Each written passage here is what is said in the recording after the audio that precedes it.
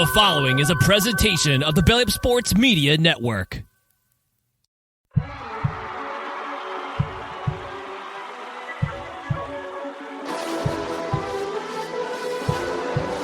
ball sends it over to Edward Robles. Goal! Insert name FC!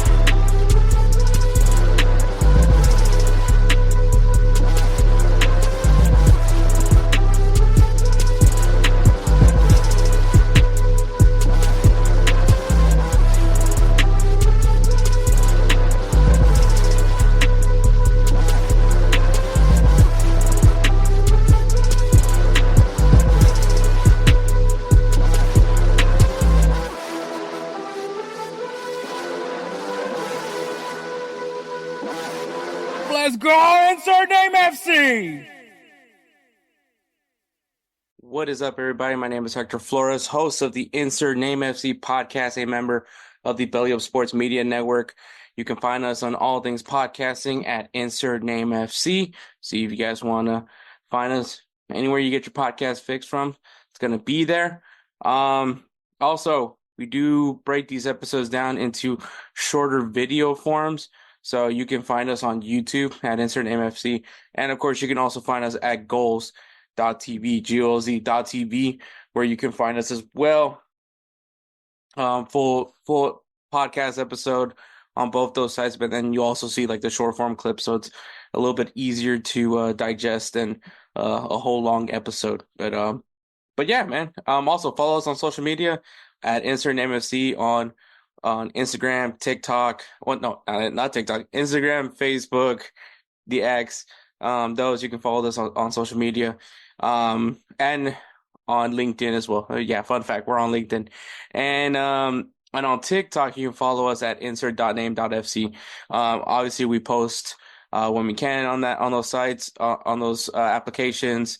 The clips that we have from these episodes are also available. A little short, like less than a minute clip, which gets a lot of reactions, most of the time. Either that I don't know anything or a lot of I don't know anything kind of is what I get from that one. But yeah, man. So, hopefully everyone had a good and safe Veterans Day weekend. Also, once again, happy birthday, Marine Corps, 249 years of amazing service. This branch that I truly love because I am a member of that. I earned the title of U.S. Marine. It started at a bar, so obviously this part of the episode you're not going to see, but I am going to have a beer with me right now, so I'm going to take a little good sip. That's for you, Chesty Polar. But yes, I served the Marine Corps 5 years. Best decision I ever made for myself. Wouldn't have met Spencer if it wasn't for it. So there is that as well. But yeah, but to everybody that has served, man, thank you for your service. Hope you guys had a good, safe Veterans Day. Hope you guys got to enjoy some free meals and some cool free stuff. I sure did myself. I actually took a day off to take advantage of those great deals. But yeah, this episode, man, we got headlines. We're going to talk about the FIFA Club World Cup, obviously overreactions as well. But we're going to talk about the FIFA Club World Cup, some of the shenanigans that's going on there. We're going to talk about Paul Pogba because that's going to be a big thing.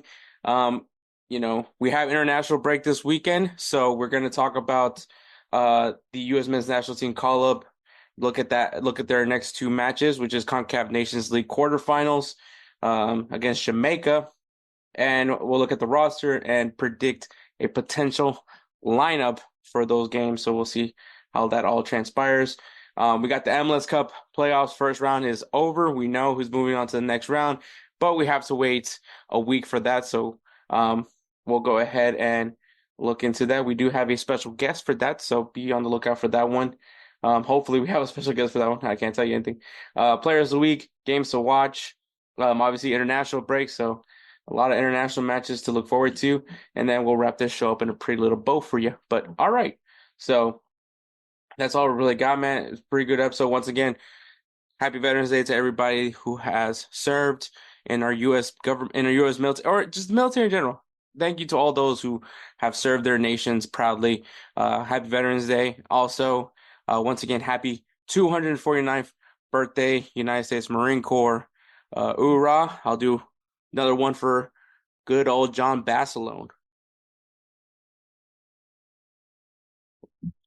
This might be a thing throughout this episode, so I might keep this going. But yeah, so we'll take a break and then go right into overreactions. Let me tell you guys about BellyUpSports. BellyUpSports is the internet sports bar. Go ahead and check out their website, www.bellyupsports.com, to read some great articles from great writers all across the country, from hockey, baseball, golf, soccer, you name it. BellyUpSports is the premier, not your average website. All right, man. Overreactions this past week. And all right, I can go straight to one. But I think when I get to the MLS Cup Playoff discussion, I think we're gonna talk a lot about it. So I'm just not gonna I'm not gonna talk about Inter Miami just yet. I know it's hilarious that they got eliminated by Atlanta United, but I think we're gonna talk about it plenty enough in the MLS segment. So I'm not gonna talk about that. My overreaction is just that Timothy Weah is just fucking him.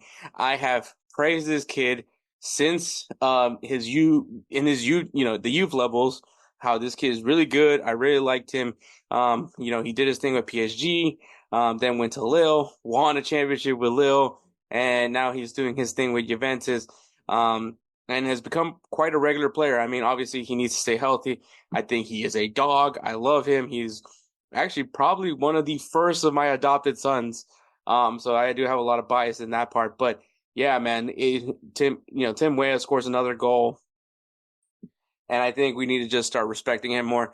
Hopefully, he stays healthy and is able to play with the U.S. men's national team. I think he's a very crucial piece of the team. I know a lot of people try to write off Timothy Weah a lot, and for those people, I just want to give you a giant fuck you, because I think Timothy Weah is a really good player. He's a really good kid. He's a man. He's a grown man now. The man's a grown man.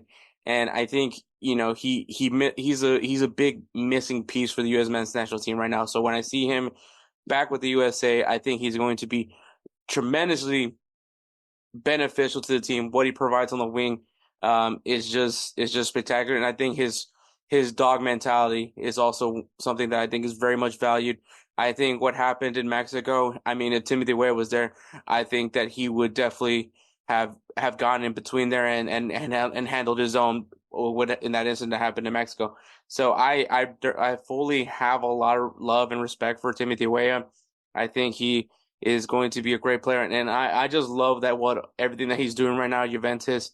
I might cop me a Juventus Timothy Weah jersey, because the kid's solid, and I think it's great that he got that move to Juventus. Obviously his father, Patrick Weah, also only African player to win the Ballon d'Or. Played at AC Milan. Obviously, close enough. But I think it would be really great if he keeps playing for Juventus, gets more minutes. I think he's done a really good job. Even Weston McKennie has been getting a good amount of minutes as well with the U.S. men's national team. So I definitely want to see that keep continuing. But like I said, Timothy Weah, I think, is so important, and I think people are kind of seeing what's left when he's not there available on that side of the wing. Him and Christian Pulisic, I think, have a great partnership, and I think when we watch these matches against Jamaica, people are going to understand the importance of Timothy Weah. That's just my thing. I'm gonna stay on that island. I think Timothy Weah is 100% him, and that is my TED Talk for today. But all right, it's headlines, man. So, all right, let's talk about the FIFA Club World Cup. So, just before we get to more understanding, so the FIFA Club World Cup is supposed to be happening this summer.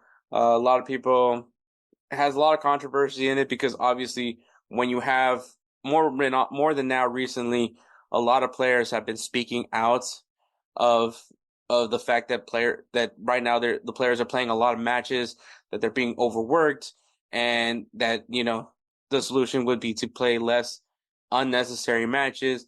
And then FIFA brings out, well, look, the Club World Cup.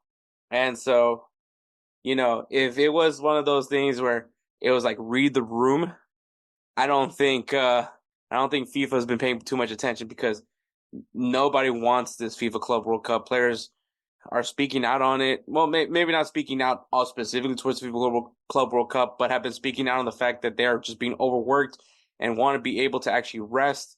And if he was like, "Fuck you, you're going to play this tournament whether you like it or not," um, and that's exactly what it is. So, if you guys don't know, the FIFA Club World Cup is set to be 32 teams and 63 matches in total. Obviously, not everyone's going to have to play those many matches, but dispersed into group play, um, going into the knockout rounds, and then obviously to the final.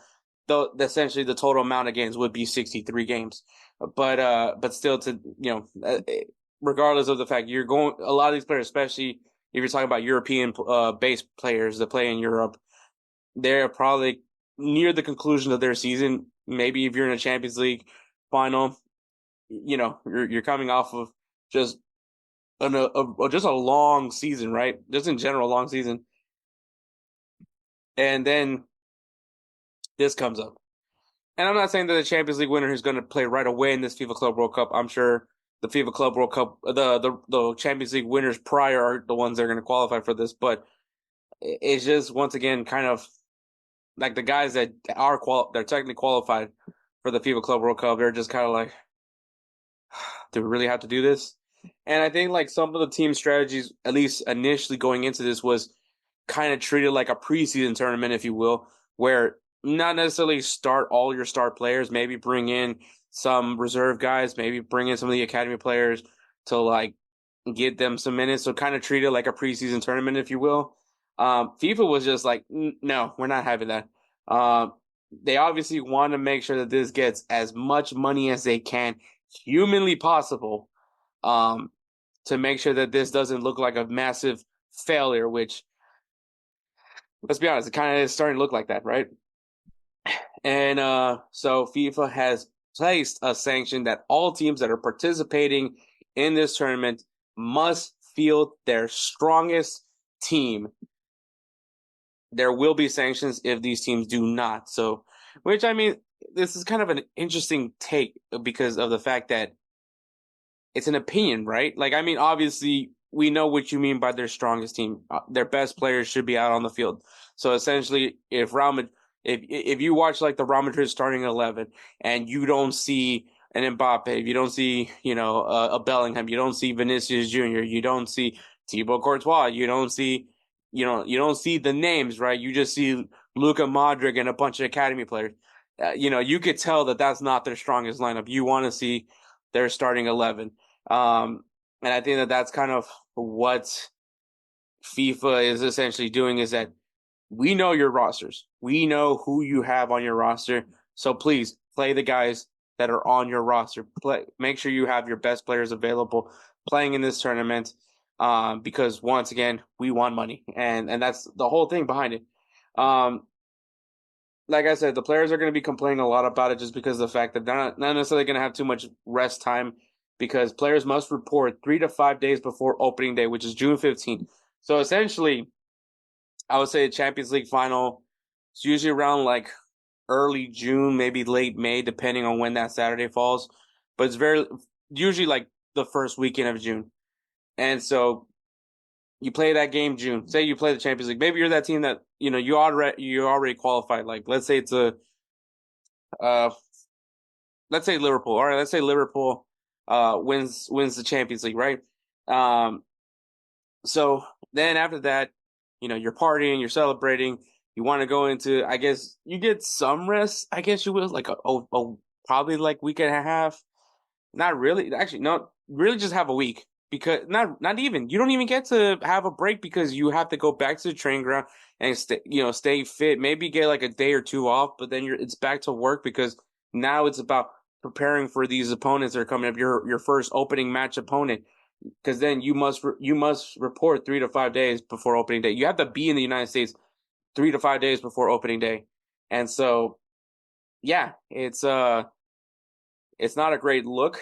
At least for like the player's perspective, where you're just like, I just literally put my heart and soul out to winning this Champions League final. And once again, this is the perspective of a Liverpool. If you're Liverpool and you somehow got to the Champions League final, and did Liverpool qualify for Champions League? I think they did. I could be wrong. I don't know. I didn't pay attention. Anyways, sticking to it. You just played in this final. You're drained emotionally, physically, and then you have to now go back to training, even though you just literally put everything out there for that final, because that obviously a Champions League final is like that's the biggest trophy you could win in the regular season as a club team. Now you're throwing this FIFA Club World Cup because now you want to make that matter. And now, in your headspace, like, I don't know if I really want to, like, do I have the drive, the energy to put everything out into a very condensed, I would say, tournament, because this tournament needs to be done, you have 63 games to be played. So I think I would say probably like within a month and a half, month and a half, it starts in June, it probably ends around July. Then you go instead of say you're back with Liverpool, right? You're Liverpool again. You won the FIFA Club World Cup. You drained yourself. You didn't get enough rest from the Champions League. Now you're going into these group matches. You're winning your group matches. You go into the knockout round. You keep going. You're in the final, and you're like, all right, we won this thing. Kind of sucked, but hey, we got it. We won it, right? Cool. And then you look at the calendar and you're like, shit, we got to get. All right, well, we got to come back to start getting ready for the season. Now you're back to Premier League season. Like, how is that fair to that player? And I know that we're talking about millionaires and how they should be grateful that they're able to play a sport and be paid for playing the sport. But at the same time, it's like, dude, everybody needs a break. Like, even at my job, like, I mean, it's crumbs compared to what a professional soccer player makes. But still, like, the same thing happens if you get overworked, you're overstressed, you're not going to perform. And you don't perform, your chances of you securing your job isn't great. So, it's up to not only the employee but the employer as well to make sure that the players are getting the rest they need, being able to have this healthy work environment. Because if they're happy, that means they perform well, and if they perform well, it looks great for the organization. And so, yeah, it's not a good look for FIFA. Now that you're having to force this on people, you're gonna punish clubs if they choose to maybe say, hey, let me see. I'm trying to think. Okay, because Virgil van Dijk and Trent Alexander-Arnold and Mohamed Salah, they're kind of. I think they're near the. I think they might be in their last year of their contract, so don't want to use them. Alexis McAllister, like, hey, Alexis McAllister, you've done a great job for us this year. Sit this tournament now. We want to rest you. Enjoy your time with your family. Blah blah blah blah blah. Now FIFA's like, no, he needs to be on the field, and this tournament is not gonna be a good look. I've said it plenty of times. You're just overworking these players. Once again, what's the solution for the transfer window? Like, I mean, obviously July is when the transfer window opens, so June maybe not worrying too much, but July, what happens if you sell a player? Maybe what happens if PSG wants McAllister and they throw out like 200 mil to get McAllister? Like, does he still have to keep playing, or he's technically off the roster now? Does that player go? There's like just so much. There's just so much going on with this that there's too many questions and still not enough answers to me. Where this tournament does not make sense. Where I think FIFA is just trying to force this to happen and just hope that it works. It's literally becoming Firefest, like, where it's just the math ain't mathing, but they're just trying to press on and hoping that it's going to work out. And in reality, it's not. And so this is literally a Firefest for FIFA. I don't think that there's any other way to look at it. And I mean, and the other thing would be, like, they're also mentioning clubs will not be required to release players for international duty, which is conflicting in some sense because of the Gold Cup. And I mean, it's only conflicting if your players are CONCACAF players, right? But there is some CONCACAF players that I would say would be probably playing in this Club World Cup. Maybe I can't. I don't know the teams. I really don't know the teams that are participating in this tournament. But maybe there's some players that are CONCACAF. Maybe an invited team that's going into the Gold Cup as well, which starts in July. So that means the teams don't have to send their players out to represent their countries. Which that could be maybe CONCACAF gets pissed off about that though. Like they're like, hey, this is our tournament. Like this is our tournament to have our winner. Like you can't be doing this. So CONCACAF is gonna you're gonna have CONCACAF be a little bit frustrated where you're like, so this country can't have their best player play for their country, and now my product looks shitty. So it's now this duel that's just too much it's just too much conflict, man. It makes more all the sense for FIFA just to cancel this thing because it's just not going to work. It's as I'm saying this more and more, this is Firefest. This is literally Firefest. Just that it's a soccer tournament, not a music festival. Um, wow, the comparison is unreal. But yeah, and I mean on top of that, FIFA has still not been able to secure a broadcasting deal because nobody cares about this tournament. Nobody cares about this tournament. And I mean, Apple made an offer for $1 billion, $1 billion to broadcast this tournament. FIFA's like, it's 4 times less than what they want. That should be a big sign that no one gives that much value of this tournament. People it's a quarter of what you think it's worth in reality. I would say it's less. I can't believe someone's even willing to put $1 billion to it. But and I understand for Apple TV, I think is like this is a good opportunity for us to showcase what we could do. And I'm gonna say this a little bit just as someone that has Apple TV. I don't mind the coverage. I like MLS 360. I think it's a really cool feature. I just need more content. I need more content as far as like why would I keep spending money for MLS 3 for this for the MLS bundle for Apple TV? Let alone like I mean I do like MLS 360 once again. It helps me because I do want to be able to watch all the MLS games, but like for that person that maybe doesn't care about watching the other MLS teams. Maybe they just want to watch their local market team and can give a rat's ass about the other teams. And it's just like the lack of content that they really make for the teams. Like I think they should do like some sort of behind the scenes, maybe a docu-series. They need to do more with making this more incentivizing for fans to want to keep getting this streaming service because I mean honestly there's not really much else for it. There's no more other reason to get Apple TV. Like there's no cool behind the scenes stuff that they offer or like I said, as someone that maybe doesn't care too much to watch the other teams, maybe they just want to watch one team and one team only. Like why isn't that a feature? Why isn't that a way where I just like say if I just want to watch the Houston Dynamo, all I care about is watching Houston Dynamo games.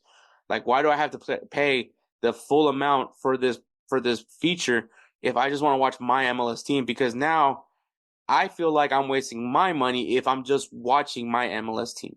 Like I have to go try to watch the other games to get my money's worth.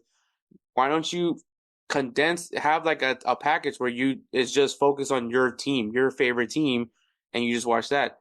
Because I guarantee you, if you do that feature, I feel like more people would want to get Apple TV for being able to just focus on that team. But that also means that you have to have some perks for that one team as well. Have some content for those teams as well. Like not just these previews for matches and whatever that is. Like really, and it's not even that long of a video. Like make some cool like maybe do some preseason things like do like a preseason docu-series where you follow the team throughout their preseason. Like that would have been cool to have had like, oh, what's going on in the Houston Dynamo while they're in Mexico? Like here we're interviewing this player and that player and this player and that player, get to know these guys a little more, make them more marketable. And they're not. And so, but yeah, I'm just going into a whole other thing about Apple TV. But anyways, once again, Apple TV is willing to take a risk on this FIFA Club World Cup, but they only see it worth only a quarter of what FIFA values it. That should be alarming if you're FIFA. That should be super alarming if you're FIFA, because no one sees the value that you see.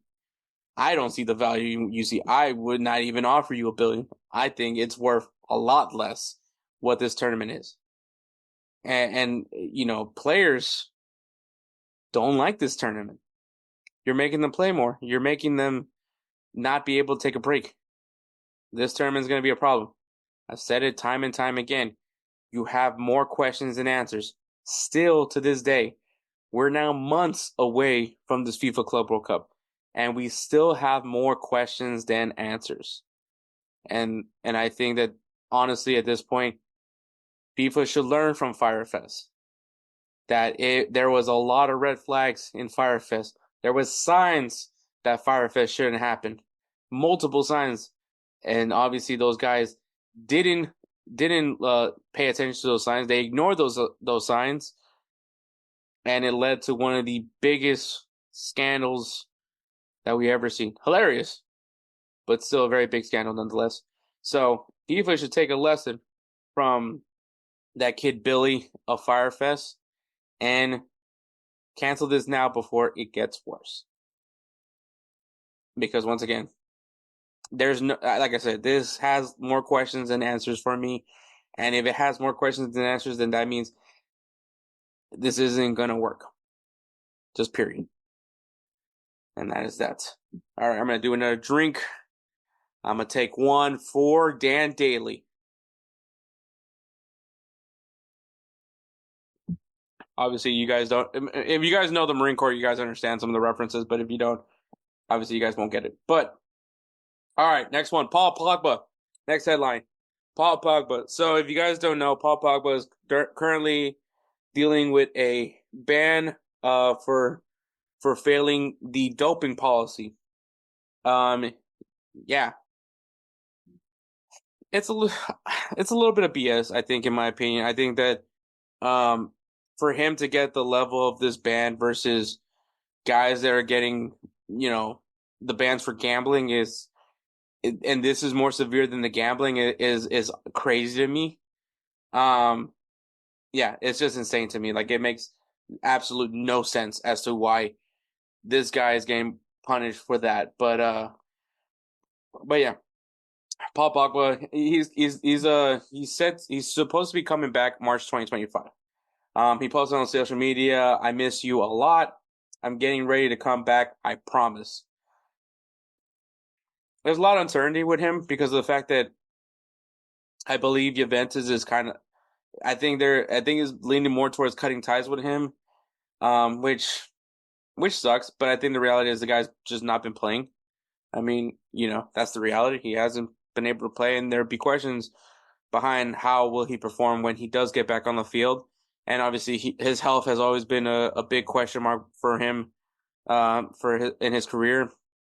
Well, at least I would say more recently, his health has been kind of a problem. But we know when he's 100%, when he's on the field, he's amazing. Maybe ignore the time in Manchester United, but I think they just didn't use him right. So there's a lot of questions behind where Paul Pogba will play. I think he's 31 now. I could be wrong on that, but I think he's 31. So he isn't really at like a bad age. He's not old per se. I think now when you say someone's 31, especially the way Luka Modric is like damn near 40, or maybe he is 40 and still playing at a pretty good level. Cristiano Ronaldo still playing at a pretty good level. Lionel Messi, okay, maybe not look at the first round of the playoffs, but still playing at a pretty good level. Like, age is maybe not just a big deciding factor whether or not a player should retire. I think once again form comes into factor. But the question at the end of the day for Paul Pogba is he going to be able to play at the same level that he once was when he was healthy, especially when he's been away from the game for so long because of this doping ban. And I think it's unfortunate for him. I hope that it does work out for him. But there's rumors of potentially either going to Saudi Arabia, but the big one is actually coming to the MLS. I know a lot of people are thinking, I think the big rumor has been Miami. I hope that is not the case. I'm tired of seeing players going to Miami. Like, go to San Diego, go to LA, go to New York.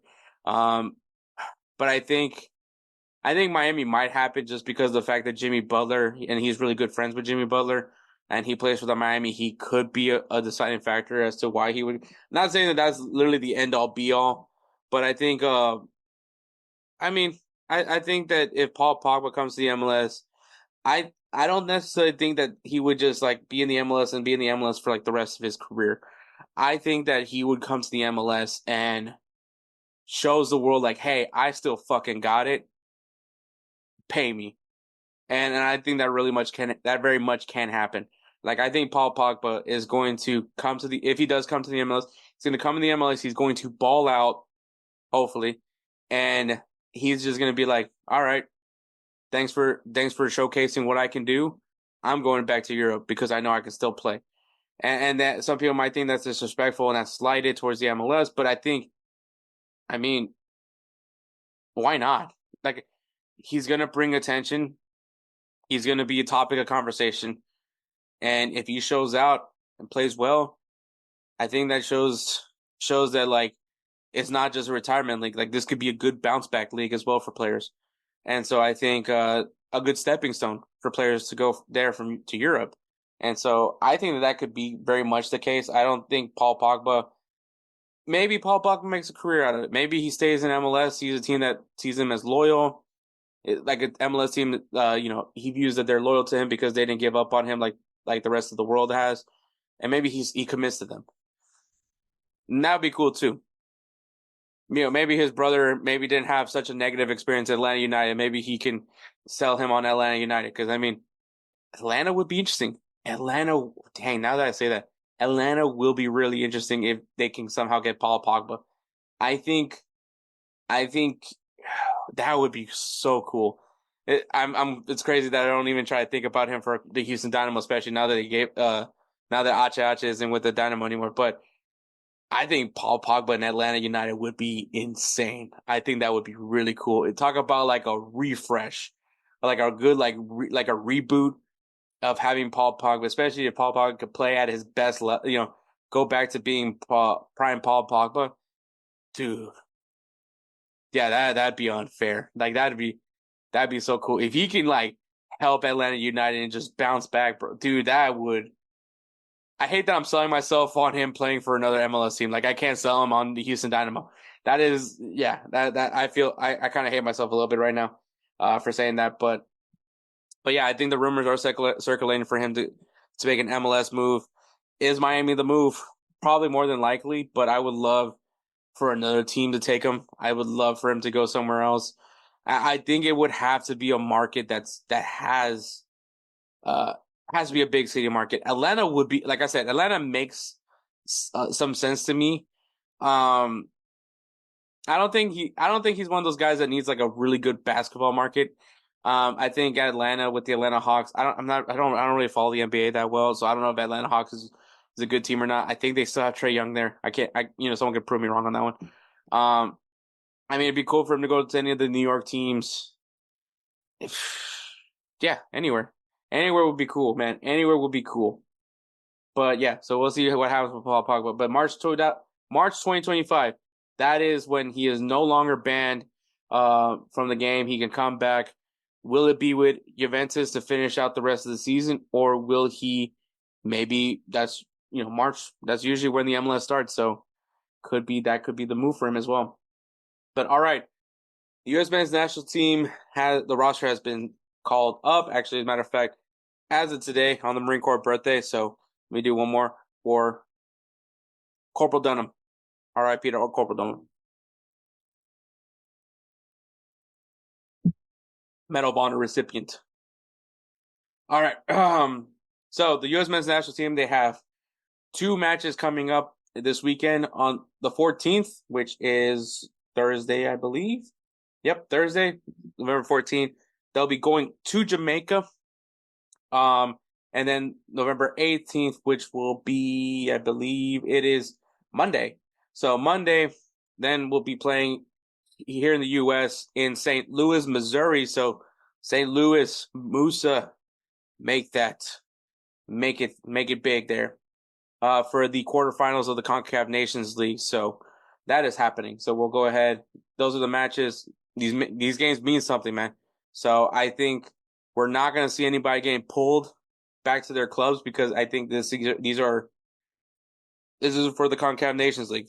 Once again, however you view it, whether you think it's a dumb tournament, whether or not, it has some significance because there's a trophy on the line. And it's a tournament, so that's where I'm going with. But here's the 25-man roster for the U.S. men's national team. And so start things off with goalkeepers. We have Diego Cochin from FC Barcelona Athletic. We got Patrick Schulte from the Columbus Crew. Zach Steffen from the Colorado Rapids. And Matt Turner of Crystal Palace. Obviously, Ethan Horvath has not been doing fairly well. I mean, you can make the same argument for Matt Turner as well. I don't think he's been playing that much for Crystal Palace. Zach Steffen, obviously, he's done, his season is done with Colorado. And Diego Cochin, I have never watched the kid play, so I can't really tell you that much.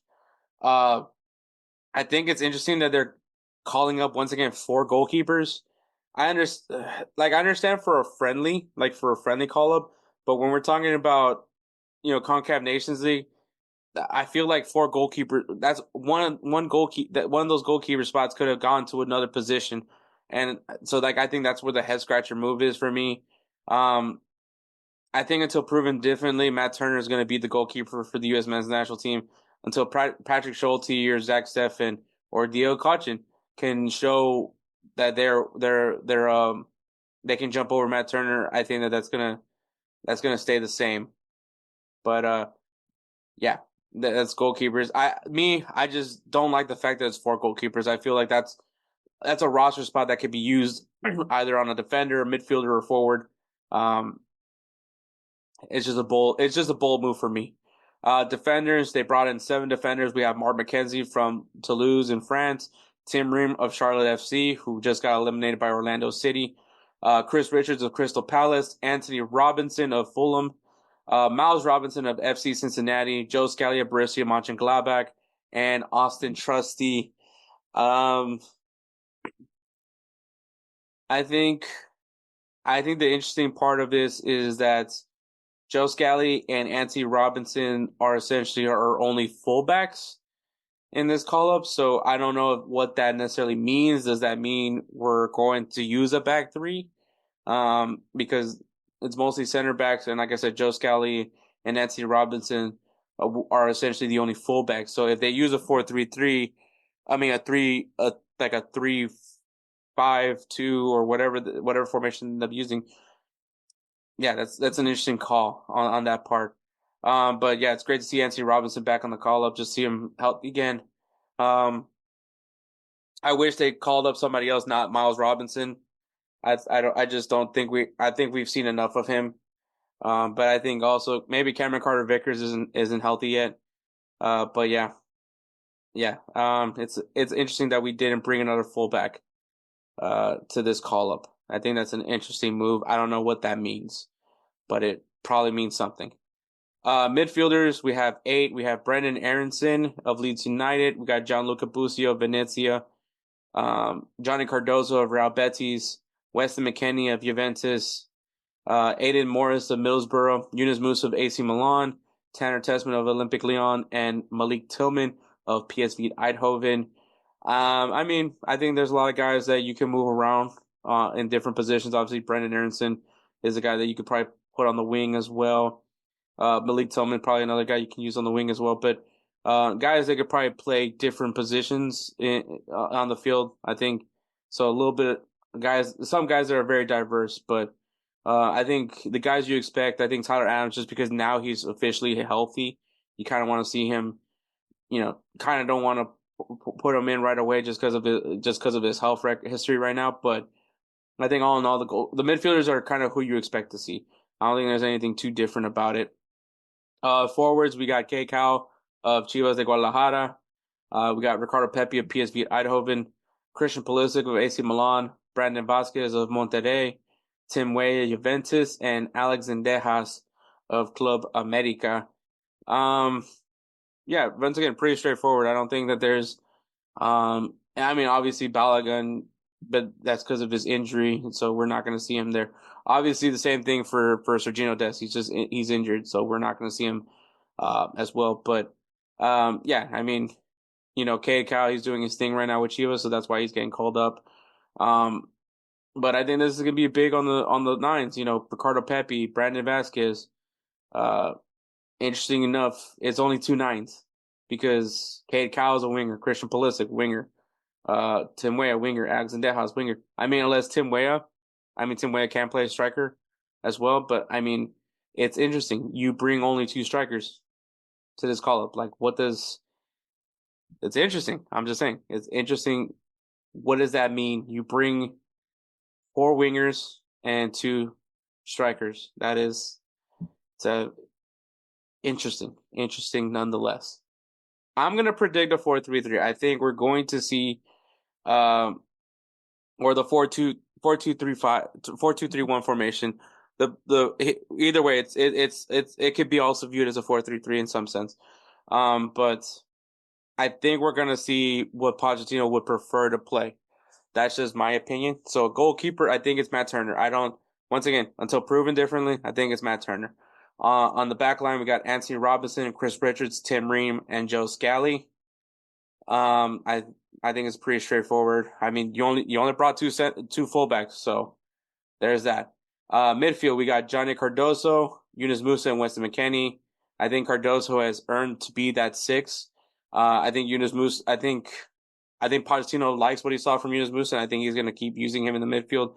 And Weston McKennie, I don't know what happened on last call up. I think it was because they're friendlies, but we know Weston McKennie brings to the table, so I think we're going to see him in this one. In the front three is going to be Christian Pulisic, Ricardo Pepi, and Timothy Weah. I think that this is how it's going to go. Once again, it's against Jamaica.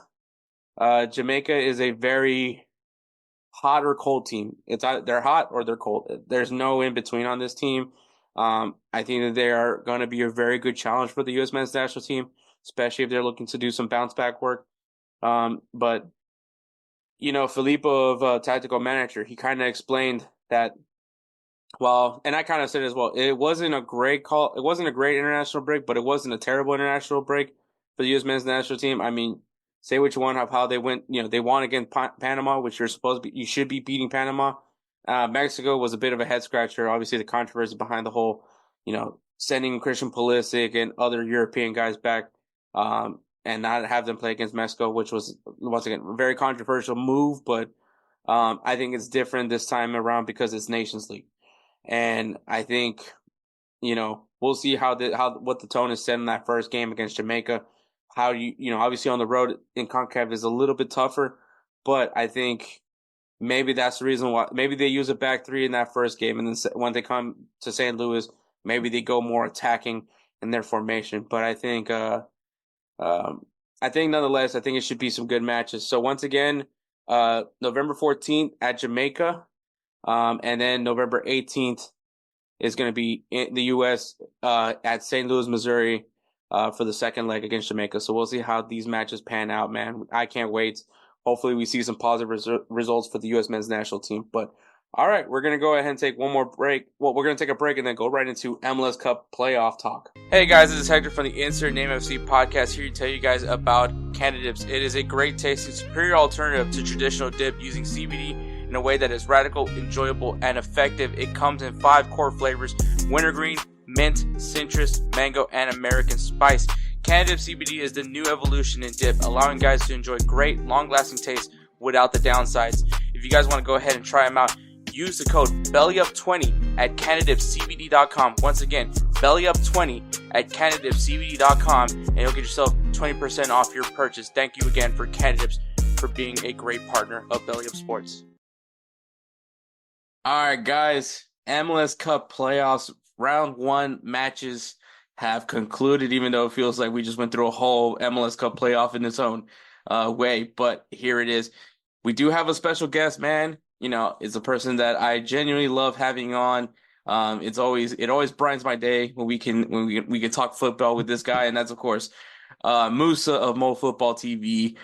Moussa, I'm glad you were able to find some time to come in and come back on Insert Name FC. Anytime. You're one of the few people I won't say no to. Ah, that's great. That's great. But MLS Cup Playoffs, round one, everyone's played their best of three series. hmm Um, yeah, I mean, it's all right. Second year of this format.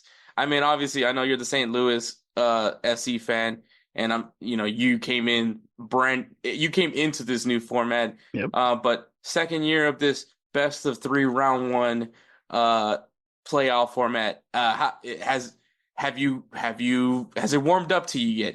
You want MLS to change this? Um, I guess to be honest, at the beginning of the playoff, I will say no, but I think we've got spoiled maybe in the last, 4 games or so, where it actually got very exciting on the games. So I would say yes and no. So the beginning, we knew it's best of three. You're like, that's a lot of playoffs. But then those teams did not disappoint, or I guess most of the teams did not disappoint for the last 4 games. So I'm still as of right now, yes, it is exciting, but hopefully they think twice about making it three. Yeah, I think the American in me at least, because obviously this was basically a copy of most other American sports, not naming American football, but in basketball and baseball and Yep. even hockey, their sports they do a best of series. They do more games. They do like a best of seven or a best of five, whereas Yeah. obviously in the MLS they're doing best of three. But there is just something exciting of essentially a game three, a game five, game seven in Yeah. that field where it's like both teams have just took it to the distance and someone's gonna have to win this game and I think that's where it became kind of exhilarating, especially what the drama came from Yeah. all these game threes that did happen because I believe we had a total of four game threes this time around. And it was actually kind of surprising who were the teams that went to a game three. But so I understand what you're saying. I'd rather them just move on from this format. Because I don't know. We'll segue right Yeah. into it. What did we learn, Moussa? What did you learn from this first round of the MLS Cup playoffs? Uh, I think it's probably the one that our city also had to learn the hard way last year is that the players that are used to playoff format in soccer here in America know when to turn it on and off. So they know how to manage themselves like throughout the whole regular season, but they know that playoff is a different mentality and then they come ready for it. And Hmm.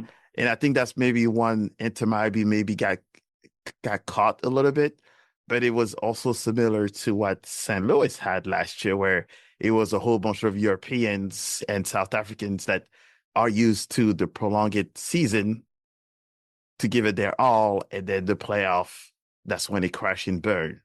So it kind of shows you that the teams that are familiar with the system, or either the coach themselves or the players know how to manage those games differently. I think that was probably the biggest takeaway almost for the 2 seasons is Hmm. that your season is not over until the playoffs hit. So, and these teams that have moved on have shown how to manage quite well. Hmm. No, yeah, I think you're absolutely right. I think which I think this is the part where I did praise Tata Martino when he was brought into Inter Miami because of the fact that he has MLS experience. I think that it is important. I mean, yes, it is important to try to lure some of those top end, let's be honest, older players from Europe to come to the MLS and to get some eyes on this league. But at the end of the day, you can't fill out a roster full of guys that aren't familiar with this league. You need guys, you need your MLS vets. Like you need guys that understand how this league is done.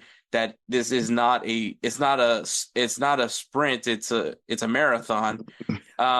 Which I mean, you can make that same argument for the rest of the leagues. Like they understand that marathon. They just don't realize that not only are you doing a marathon, but now the playoffs is like you're in a biathlon. Now you're going on a bicycle. And so I think that's the thing that I think that kind of was the downfall for Inter Miami was they just did not anticipate what the playoffs were going to come in. It's cool that they got this amazing season, highest score, point total that any MLS team has ever gotten. Right. Supporters Shield winner. Obviously, Gianni Infantino announced that for winning the Supporters Shield, they're going to go to the FIFA Club World Cup, even though everybody was telling me that, no, it's because they're the host city. And I was just like, no, it's because literally Infantino said it, that for winning the Supporters Shield, they qualify for the FIFA Club World Cup, which, I mean... That was bad. And yeah, and I think almost the circle like Tata Martino when it comes, he's familiar to, the playoff format, but then he added players that weren't used to the format. So the guys that were on the field, we all praised them, for all the extra points that they did, but those are European guys that knew that if you go full throttle for the entire season, you're in first place, you have all the points, you're the champ. Mm-hmm. So that's where, it shows that after that, they won their first game. And then it's one kind of dwindled down to, I guess, what we'll probably talk about later, that they weren't prepared like Atlanta. And they have McCarthy, which, he's experience in the MLS is way more than any team you can think of. Yeah, and I think it's embarrassing that you have Julian Gressel, also a very savvy MLS vet. I actually praised that Miami went and got him. Yep. I was like, this is a smart move for them. I thought he would have the similar payoff that Taylor got when Messi came in, because Taylor, he went off when Messi came on last year. So I was like, okay, same thing's gonna happen with Julian Gressel. Once again, you got to be smart about the additions you bring in. I thought you bring in a very well-informed MLS player, not only a well-informed MLS player, but a guy that was overseas. He came from Europe, and so has an understanding of how it's done over there, but now can also be able to be relatable to these guys that aren't familiar with how the league is done. Like, hey man, don't put too much on this in this regular season game. Like, it's cool, but I mean, playoffs, like that's when you got to find that next gear, and if you don't, you're gonna get caught with a deer in headlights, and it's not gonna be a great look for you. And I think, we're picking on Inter Miami a lot, but I mean, a lot of upsets. I think that's the one thing I learned, a ton of upsets this time around. I mean, the highest seed coming out of the Eastern Conference is the fourth seed. Yep. So fourth seed, and then Western Conference, they got their higher seeds, but when it comes to East, like, and I'm just gonna say this as the guy that was dumb enough to predict Orlando to win the MLS Cup, it's not looking that bad for me now. So, so far so good. Yeah, I mean, they literally now they have the easiest pathway, which I'm not gonna. We'll get to Orlando's matchup for the for the quarterfinals, conference semifinals, but quarterfinals. We'll get there. But that's the one thing I took away. This had a lot of upsets, which is great. That's what you want, right? Now I don't think anybody has a perfect bracket in right now in those MLS bracket predictors. I thought I may have read. I think they may say like maybe 4 people or something close to that number. It's a small percentage for sure. Yeah. So everybody's bracket is busted. So you almost have to be one of the supporters of those teams that my team is going all the way, and then you will predict it. And honestly, it was that one guy that was just like, Atlanta United is making it all the way. They're gonna find a way. Like, it's that guy, which, I mean, I don't blame him. But yeah, I think my bigged takeaway is the upsets, which just goes back to the fact that no one knows how the MLS. Nope. You could, and I'm not saying it can happen, but you could come in as the worst team going into the MLS Cup playoffs, and you can somehow win the MLS Cup. And I think obviously some people have complaints about that, but I think once again, it just that's why MLS is so different from the other leagues. It has different champions. And I think that's one of the things that maybe one of the pros of MLS is that there is a lot of parity, that is not the same champion year after year after year. I think if you look at the last 5 champions, it hasn't, like, it's not like one very closely from each other. So Okay. I think it certainly helps. And I think it's probably where the playoff shows the parity more than regular season. Regular season, I think that's where you see Miami's better team, so they will beat you for sure. But I think Atlanta just opened the door saying, yeah, maybe they are human after all. Mm-hmm. Yeah, exactly. And I think yeah, I mean, if this was a one-off game, obviously the one-off game, it would have been Miami, but yes, they just didn't prepare themselves. That's at the end of it, that's what was their downfall. But we'll go right into the round one recap. yes. We'll start things off with the Eastern Conference. And obviously we got to start things off with 9th seed Atlanta United. How Atlanta beats the first overall seed, the Yes. Supporters Shield winner By far. Inter Miami. And it took them to 3 games. Miami won the first game, and then after that, Atlanta just got the iron hot and never looked back. That game 3, very dramatic game 3. I would definitely say that. Yep. I don't think that anyone's going to sugarcoat that. A lot of controversy. I gotta say, man, all time moment is where Campana, who probably should have got a red card for pushing Guzan into the back of the net, which I don't know what it is about Brad Guzan, but there's always, I feel like every time I watch him play, he somehow ends up being like trapped in the goal net for some weird reason. I don't know why. I think it's just bad luck on my part, but I think it's a weird thing. But he got the last laugh. Yeah. Oh, I would say Campana got away with a lot. Not only the red card, but I think other teammates should have said something, you do something, because I guess technically we're saying that the goalkeeper is pretty much the quarterback of soccer. You cannot touch him unless, it's an unintentional thing, or, you're jumping, you push them, then it's a foul. That push, I think that was maybe a little leeway of being nice to the team in pink or something. But, I mean, that usually starts brawls in the rest of the world. Yeah. And I think probably the biggest thing I took away from Atlanta as well is that even though Messi was on the field, you could see that they didn't have as much fear, or they had enough respect for him. But like we say in soccer, right, you can show them enough respect because of the name on their back, but not too much to where you let them do what they want. And I think they kind of took those 3, I guess, 2 guys, because Busquets came towards the end, but they kind of frustrated them as much where they were more thinking about how the game was not fair versus how they were playing. Mm-hmm. And that's where you could see kind of temperament in all those actions that Miami had, where it was like, Yeah, I think last year, we saw all the players like lining up to get a picture with Lionel Messi, and now it's like, all right, we don't care that he's on the other team. And Atlanta United probably has, like, right now the biggest chip on the shoulder. Mm-hmm. I think there's a lot of people that thought that they shouldn't be in. I don't know how they got in this position when you lose all your designated players.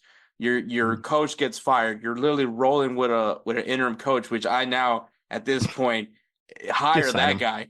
Yes, yeah, yeah, like yes.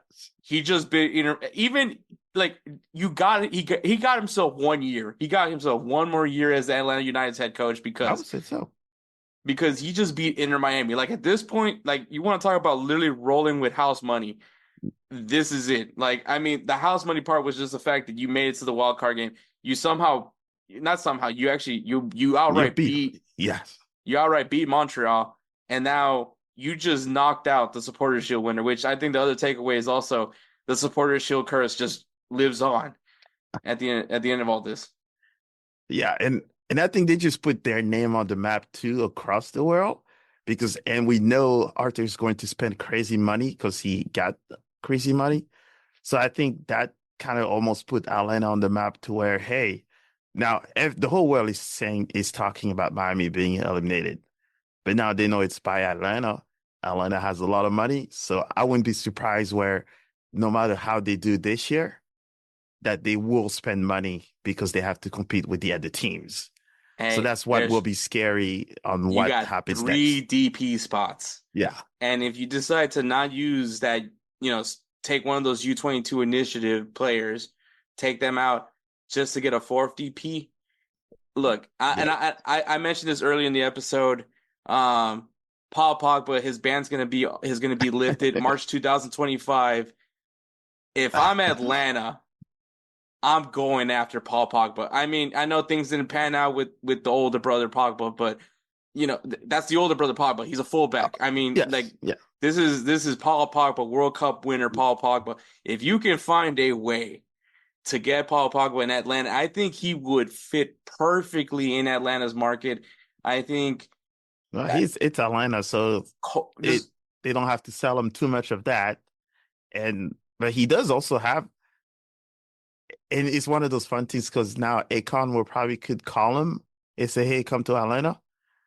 And then Tiani that just scored 2 goals against Miami can also call him because he's from France too, but he's from Senegal, but by way of France. So it's like I'm sure they have mutual friends. So you cannot really not sell Atlanta to him. But for me, it's just interesting on how they will build up. No matter how they do during this um, playoffs, no, yeah, I because agree. I agree. I think that dark horse has to be the word now for Atlanta United. yeah, To see how, at this point, like I said, they got a chip on their shoulder. They aren't supposed to be. You don't fire your coach and expect to make the playoffs. You don't ship out Thiago Almada. You don't ship out Giakoumakis thinking you're gonna make the playoffs. And here you are. You literally the biggest upset in MLS history. I don't think there's any bigger upset than this right now. You took down. I feel like can we say that Inter Miami is now the evil empire? Like is that what we're doing now? Because I guess it depends on who you ask. Maybe Orlando fans might say so, or direct competition. Uh, they don't really, I guess, touch on our side, the St. Louis side just yet, because we probably see them once or twice. But I think out of the big spenders, yes. yeah, especially when Inter Miami going into this season was having roster issues because they were well over the salary cap. Right. And I mean Inter Miami has always had that issue. I mean remember when they had Matuidi and uh wow, I can't believe that guy was on the team. That's my guy right there. Yeah, fortunately, it just didn't pan out. But Miami was a weird team initially, and I think Matuidi maybe was just a little too. It was too early to have like a Early. player like Yes. Matuidi at that time. I mean, you remember they tried to sell us on Pizarro as well. Um, Yeah, it didn't work. I think he was a big enough name in Europe because of, Juventus and France. mhm. But for like the casual soccer fans that don't watch those leagues, he was not like the big name that these guys are now. Or I Yeah, guess probably because he was on the wrong side of the ocean, maybe. But I think he was just there too early, and his name did not ring as much. Hey, my Tweety had a song made from for him in France, and he was a popular dance. So he was known. He yeah, just not yeah. nowhere near It was Messi. definitely just he was too early. He was just too Way too early, early. Yes. for sure. But I mean, Atlanta, all the praise to them. Yes. To look in the eyes of a Goliath like Inter Miami and just get it done. But I mean, on the flip side, Inter Miami, like, what do you do? I mean, obviously, very I don't want to say unprofessional because I think it's very on point Mm. to what some of these guys do when things don't go their way. I mean, it's the same thing like when Argentina lost and you had Emi Martinez, who I'm never gonna say negative things about, but him pushing off a camera. So it's very fitting. Of course Jordi Alba is gonna go yell at the referee, Yeah. complaining that they didn't blow the game, they didn't stop the match because of a player was injured when Atlanta had the ball. But at the same time, we also have the clip of Lionel Messi literally Hmm. chipping a ball over a down Real Salt Lake player. So, talk about calling the kettle black here. But if you're Inter Yeah. Miami, like, I mean, the panic button isn't necessarily in the vision of these fans, but I mean, Well, they need the new.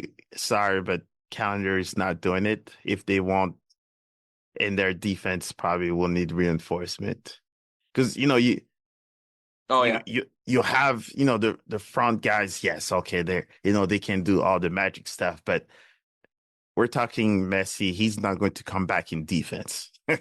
yeah. So you're losing a player. Alba is not going. Alba was coming back, but not as aggressive. He's not coming back. So you see, so it's all those things where And Busquets is not the same Busquets from exactly he's yeah. not going to do 90 minutes, and he was I think came in late because he was injured or something. So I think he just got exposed, and that's why the Chinese with the speeds and the strength just out strength them. But yeah, Oh there yeah, was a little because bit too much the complaining. back-to-back goals in game two from I believe it was Johnny. I think that was on Ooh. the back of the shirt was, and that was a French player, right? Oh yes, well yes. Yes, from Senegal too, but yeah, is that it?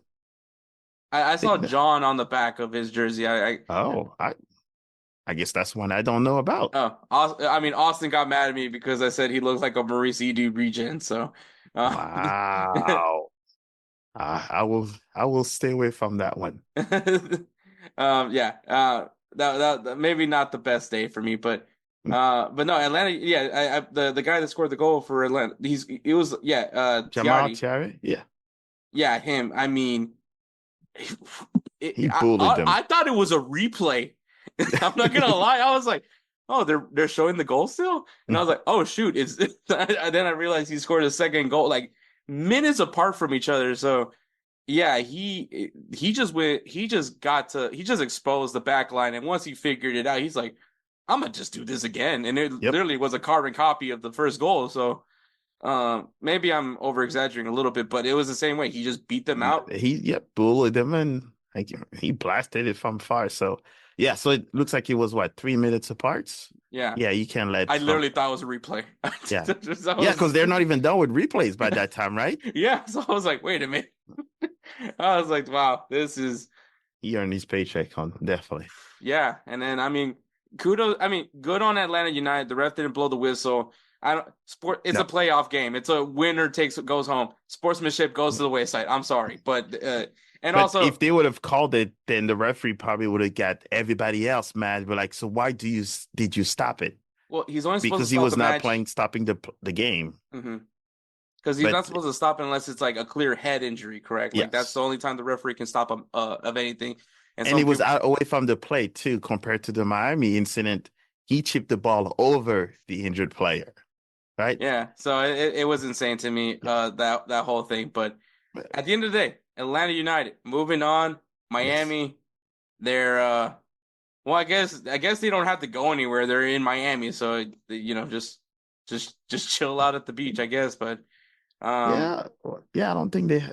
Yeah, maybe some of them might go to international play. I guess if they're not um, exhausted, but not the yeah. main guys, of course. But But yeah, man, I'm also what just an image of Infantino just looking just like he just bit himself, he just shot himself in the foot with obviously making the huge and we all know why Miami's gonna be in it. The FIFA Club World Cup has had such negative press and opinion. To me, I've said it plenty of times. I don't know how you feel, Moussa, but I still have more questions than answers about the FIFA Club World Cup where I think that it's it, money. yeah, besides the money part. But I mean, the only network that's willing to cover the game is giving them a quarter of what they were hoping that FIFA was hoping to get for the broadcast, and which is Apple TV, which I'm sure that's not going to sell any more people on watching the FIFA Club World Cup. But um, yeah, I think the supporter shield curse lives on, but at the same time, like I don't cheer I don't cheer for teams to fail. Like I mean, obviously someone's got to lose at some point, but Right.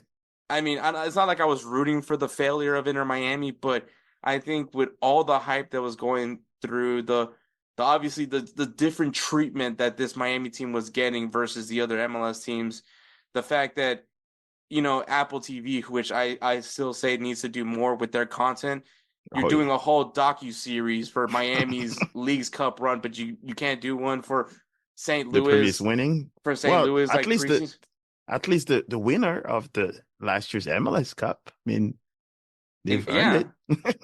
you couldn't do that. You couldn't have like your own little like a little preseason of following like just an MLS team that didn't make a playoff, like see how they try to bounce back. Like, if you could have done like a kind of like a docuseries of following LA Galaxy's like off season and then obviously seeing where they are right now, like that would have been really cool to see how they transform from being, terrible to where they are. Yeah, and like once again, Apple TV, and then so like if your FIFA as well, if that's the only broadcasting site is willing to offer you $1 billion. I mean, I'm sure that's like, this isn't what I want. Yeah. But yeah, if at the end of the day, I think FIFA kind of looking bad, MLS not looking bad. I love the people saying that Miami was losing, so they gave them a third game to win it. To get back. Oh yeah, and I think I saw a meme that was saying that I guess due to unforeseen events, they canceled the entire playoffs. Yeah, people I are saw running that, with it. or the MLS Cup winner has to now play Inter Miami for the MLS Cup champion. Yeah, Yeah, it's hilarious. I think it's just people that were maybe a little bit exhausted of seeing too much of it. Um, and it's because it's a closed business, so they have to promote their main guy. Um, I guess for us that are used to the sport, you know, all the advertisement were around Messi when he was playing our team, but then when he left town, it was press reset. Let's do the next team. But this one, it was everywhere. When Columbus is playing Houston, all of a sudden you hear the Messi discussion in the broadcast. You're like, come on. Hmm it's just messy every single day. So But hey, MLS is supposed to do it though. yeah, I guess if we were the exec, we would have said the exact same thing. I mean, because Messi legitimately gets a share of MLS. So I mean, Yeah. yeah. So I mean, what can you do? But yeah, I'm Atlanta mad at United him. moves on, and Inter Miami, they're gonna have to figure out what they got to do this coming season. I think I praised Tata Martino too much going into the year, thinking that this guy could understand that he doesn't have to go hard in the regular season. But clearly I was wrong. I guess he didn't learn anything from Atlanta United because I don't even think when Atlanta United won the MLS Cup, I don't think they were like the first seed or anything like that. I mean, they were definitely clearly one of the better teams in the Right. playoff, but yeah, so well they move, and then fitting that Atlanta United eliminates Tata Martino as well. So, just like a full circle moment right there for Atlanta United, man. Literally running on house money at this point. They could Yep. get eliminated, and you know, like I said, the interim coach, that man's got a job. If it's not with Atlanta, that's big miss on their part. But there's gonna be a team that's willing to give him a job next season. So. Well, I'm sure. But all right, moving on. We got 7 seed New York Red Bull New York beating 2nd seed and last year's MLS Cup champion Columbus Crew in a 2-game sweep. There's no repeating champions this year. What happened with Columbus Crew? That's a good question. But I did see that they had the leads in multiple times in both the games. So they just lost a couple of leads and guess the Red Bull came back. It was one of those weird ones. I think it almost felt like them beating them at Columbus kind of took a little bit of the out of Columbus because it was their fortress to begin with. And then the Red Bull just come over here and beat them. And then you pretty much know that now you have to go to the Red Bull team who's also red hot and have to get a third game going, which makes it a lot harder. Mm-hmm. So I think that's where the biggest difference was that maybe their spirit were broken after they lost at home. And Red Bull is like, hey, we just beat the defending champion at their house. Yeah, I mean, And confidence is at an all-time high. You're going back to New Jersey. You got your yes, home crowd behind you.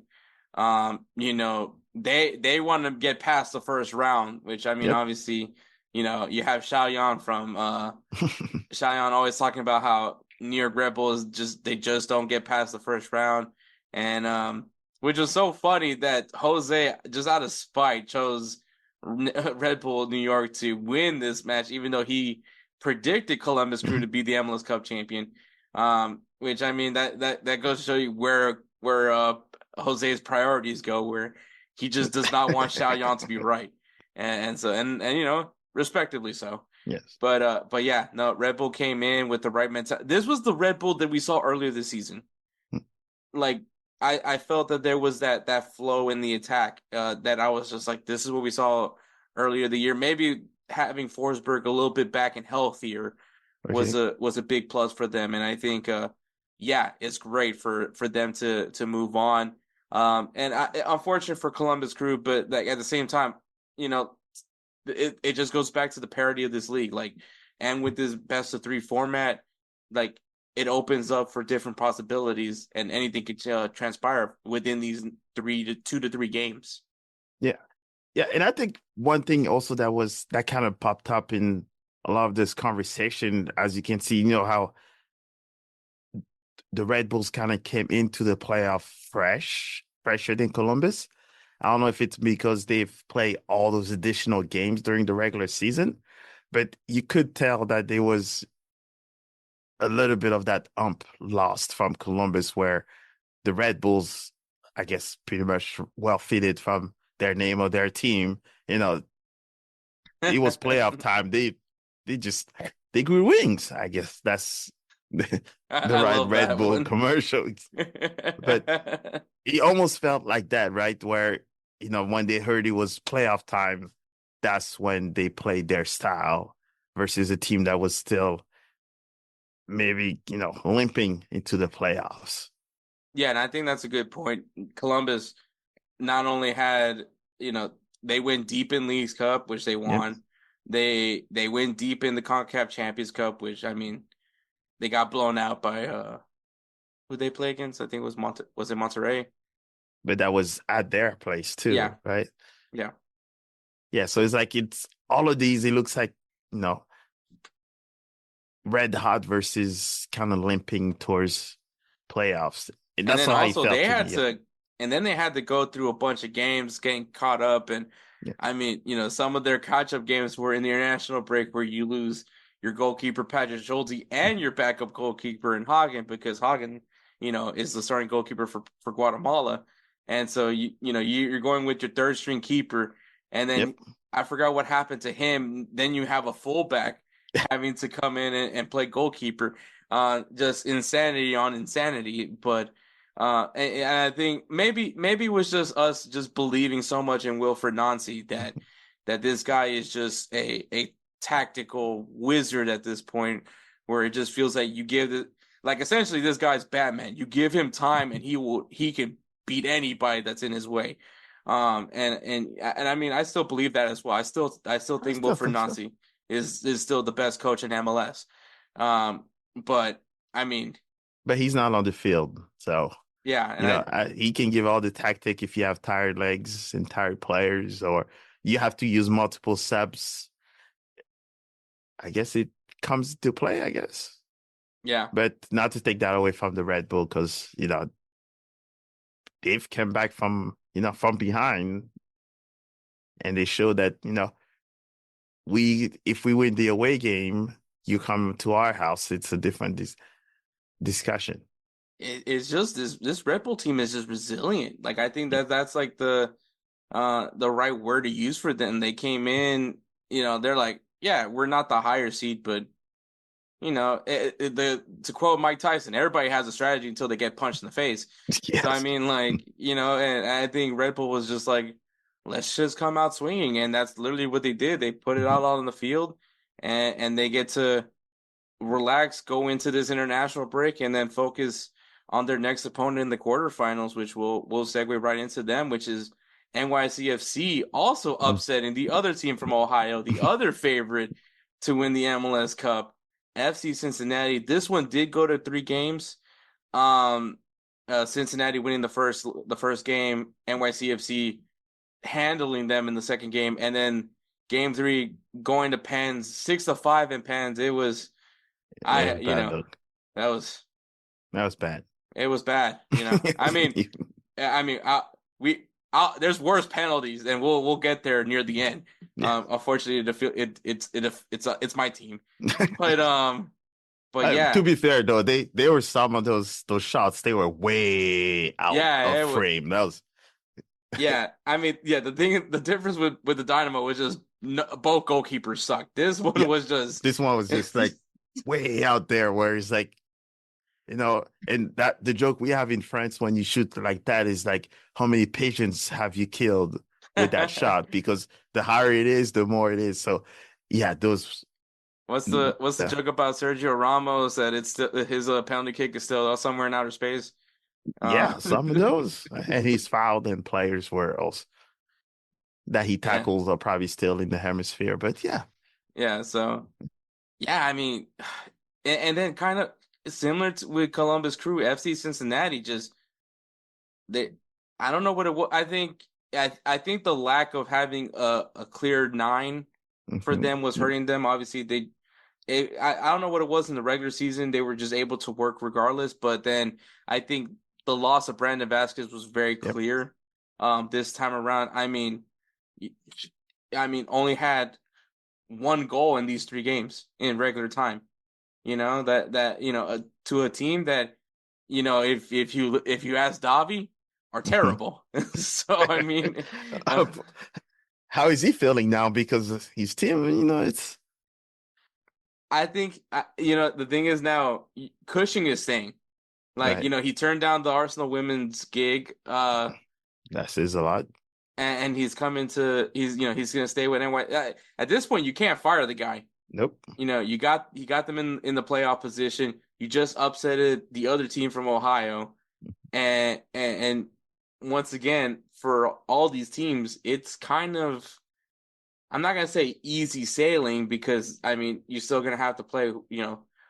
At this point, it's just the whole Eastern Conference is just nothing but dark horse teams. Like it's just one of them has to be the favorite, and it just happens to be the team that we'll talk about it later on. But Yeah.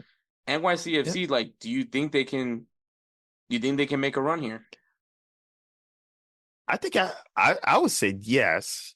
I think one of the surprising thing now is that now we have a derby in the playoffs. So it almost determine of which of these New York team come out of this derby will determine almost, how far they will go. Because, like almost beating your neighbors will give you a little bit more of that, we can do it. Now, all the teams that have made pass no longer have, hey, we're playing against the champ. Hey, we play against the former CL champions. Hey, we're playing these guys. Now it's like we're almost even. We can Mm-hmm. do it. And for wow, I just almost forgot who their name is. What's the other Ohio team? Cincinnati or Yes. Columbus? Yes, I'm gonna be in trouble for that one. But I don't blame you. they also they spend a lot of money too on that team and they kind of missed out on some big name players, but it's one of those other upset that says that Cincinnati was supposed to go through because of how well they've been playing and spent. And NYCFC were so down for most of the season, Mm-hmm. and then they just beat you guys. Yeah, and I mean, you talk about like some of their spending. I mean, they went after Teenage Adibi, right? They brought him back from Turkey. You bring it, you add some defensive pieces, and it's the defense that kind of lets you down in this. Well, maybe not in game three, but in game two specifically. But game one, obviously, it was anybody's game. It just meant who was gonna finally get that one in the back of the net, and it just happened to be, well, it happened to be Cincinnati in that game, but for NYCFC, just I think they got a lot of confidence going into like we just put 3 goals Yep. on this team, and now anything's possible. They took that game to the distance for in regulation time, and then going into pens where it just at that point you were just like just someone, it's Stop. just put it in the back of the net. I don't even care who wins it. Um, so yeah, I think New York City FC, if they can go into and they're hosting it, they're gonna host their derby match. If they can go into that derby, win that game, they're gonna have so much confidence going into that Eastern Conference final. If they're able to do it, and we'll talk a little bit more about that, but Yeah, later that on. one got me excited because it adds. It's the derby and it's the playoff, Yeah, so it it's always adds more to great. it. Yes. Always great. And the final Eastern Conference matchup, we got fourth seed Orlando City FC beating fifth seed Charlotte FC, the only higher seed to move on to the next round. And it went to a game three. It looked almost where Charlotte was gonna get, well, not even an upset, but Charlotte was gonna get the win in Orlando, and an unfortunate The penalty, hell? an unfortunate handball, which is the worst way to go out. And funny enough, they missed the penalty, Yep. but no one got that rebound except for the guy that was taking the pen, gets it on the second chance. And Pens, I mean, it wasn't even close. It was just Orlando from there on out. So uh Yeah. the the And I think that one, I guess I didn't have that much preference on the two teams because I didn't follow as much of it. Um, but it looks like Charlotte's defense fell asleep in mm-hmm, Nivier's time still to allow Orlando to score. mm-hmm. And Yeah, the and handball was, uh, what's a handball these days? So I don't know. I think at some point, and funny enough, last year me and Jose were talking about this. I was like, we just need a rule. Like we cannot let these refs have like opinion based decisions on penalties. Like especially with the handball, like if it's a handball, it's a handball at this point. Like I understand intent, and if you try to tuck your hand in to be part of your body, I know players try to be cheeky sometimes too to force a handball as well. This isn't one of those cases, but at the same time, especially as well as Charlotte has been defensively this year, it's like the first thing you're always taught in defending, like keep your Janzi, arms like, together, yes. put them behind your back, do whatever you can to just not have them be part of any impact to the game. Um, yeah, I think, and obviously that lapse of judgment, that's what it cost them the game because they were riding high with a 1-0. The pressure was on Orlando. I mean, Charlotte did what what you expect them to do was park the bus because Orlando has that attack that they have, Right. and they were just absorbing, and it looked like it was going to work for them, but a Yeah, handball. usually parking the bus will leak a goal or two if you don't do it properly. Yeah, and I mean, it goes back to the whole thing, man. If you start playing conservatively in a game, you know, it It's about to happen. it's Well, gonna happen. yeah, you give a forward, 5, 6, 7 chances, he or she will make it once or twice. I mean, they know that hey, this ball was high, this ball was low, this was in the middle. Next time, I'm going to put it in the upper 90, and usually they do. So Hmm. I'm just not sure if I've watched too much of Charlotte before. If they is it a team that does park the bus as much and that's used to absorbed, or it was a question of just this game and then they decided to park it, which clearly you see it backfired. Hmm. Yeah, I can't really answer that question just because I just like you, I don't really watch Charlotte FC a lot like that. Obviously, I had a close eye on Orlando just because I predicted them to win the MLS Cup. Hey, But with that being said, with me having this foolishness of picking Orlando City, are are they the favorites going into the Eastern Conference? When you look at these these three other teams with along with Orlando, Atlanta, Red Bull New York, and NYCFC, does Orlando scream to you that's the heavy favorite to come out of the East?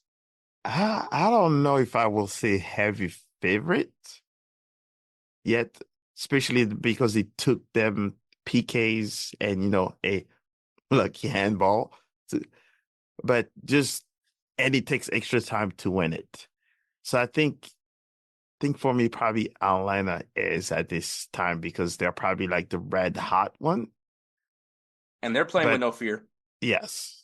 So And I then the other one is probably the one of the New York team that comes out of which one comes out of that battle will be one also to watch for. So coming in, it will be Atlanta and then one of those New York teams. Because you win that derby, you're going. yeah, for sure. So Hey everyone, it's Ryan from No Credentials Required to talk to you about one of our newest partners at BellyUpSports, SeatGeek. Yeah, live sports is great on television, but the feeling of being at the arena is a priceless experience. That's why our friends at SeatGeek are there to help you find the best tickets at the best prices. Not only can you get tickets to sporting events, but you can also get tickets to concerts, comedy shows, musicals, and more. Search for your desired event now at SeatGeek.com, enter promo code BellyUpSports at checkout, and you save $20 off your first purchase. SeatGeek. Life's an event. We have the tickets. all right, done with the East, moving to the Western Conference, which me and Moussa are very more familiar with. But kicking things Yes. off, the first place, LAFC, the only matchup to go to 3 games. LAFC beating the 8th place Vancouver Whitecaps in 3 games. It was a home team won their home matches was basically what it was. But how confident are you in LAFC right now? Like if you had to give them a good percentage of them going back to the MLS Cup, like what is that percentage? I'll probably say 65%. I'm kind of around that number as well. Yeah. I kind of Yeah. because they got exposed. I don't know what's going on with this attack. You'd think this attack would have been an explosion, especially with the name. I guess especially when you have Denny Bouanga. At the end of the day, when you have a guy like Denny Bouanga, you expect to have fireworks, especially when then you add, Olivier Giroud into Mhm. that mix and Bogusz. So you think, oh man, this team is going to be firing all cylinders. And I mean, 2-1, you lose 3-0 and then a 1-0 victory. Which I mean, playoffs, it doesn't really matter how you do it as long as you get the Right. win. But I mean, when are we going to see them play like LAFC? And I think I probably even told the other guys that follow LAFC where Giroud was never going to be the guy that lit on fire the league the moment he came in. Um, he's like a lot, the utility player that will score and have the right hold for the flanks players to make their magic. And I think since he came in so late in the season, I think they're still trying to work the kinks for Mm-hmm. how their offense should be looking like. For me, they'll probably be more scarier after having a regular off season and having these guys, know each other tendencies. So I think that's why I had almost that 65% because they're still trying to figure things out with Giroud. Velas is like almost non-existent. Even though he's on the bench on the team, but not really playing. So I think for me, they're still trying to figure themselves out in the Mm-hmm. playoffs for their offense versus all the other teams. Their offense are ready for the playoffs. Mm-hmm. And but not to discredit Vancouver. Vancouver is also a fast, high-scoring team. So it's not like LA was going to be able to walk over them with, a high pressing offense because a quick counter, and then Vancouver is going to beat you with 3 players. Yeah, So and I think that's a good point. And I think that to me is probably like their Achilles heel, which I mean, when it comes to it, when I see their high press, there's no other team that does it as well as LAFC does. right. But all it takes is that team that knows how to expose that high press, and you get a 3-0 victory like Vancouver did in game 2. So I think that there's definitely a solution to how they attack. But I do give props to LAFC. They do that high press fairly well, and they become very annoying when you have to deal with that. So I mean, I don't think anybody had doubts about LAFC. I think Vancouver would have been a great dark horse team in this playoff. I think the way they play, I didn't expect them to win the MLS Cup this year, but I mean, it's one of those teams that could go on a run, and I can't wait to see how they, move, what they do next year and try to build from this. Hopefully, they build from it and not start shipping some players away because I think Hopefully Vancouver, they ship all of them away from where we stand. Yeah, I mean, we'll see what happens, man. Yeah, and I think the one of the shift for those 2 teams, I think it was who was going to be seeded the highest, and will have the more home games. That's where it pretty much would have determined, because I think if Vancouver would have started at home first and then had their 3rd game at home again, I'm wondering if that would have been different. Yeah, I think so too. I think LAFC has a fortress, and I mean that is a home field advantage. So I think, yeah, you're right about that. But let's talk about the other LA team. I know it's Carson, but the other LA team who beat Colorado Rapids. They beat the team they were supposed to beat Colorado. I just didn't expect it to be like this. It was, I mean, 9-1 in combining all goals from these 2 games. Is this an LA Galaxy team that everyone should be afraid of, or was it they just beat Colorado?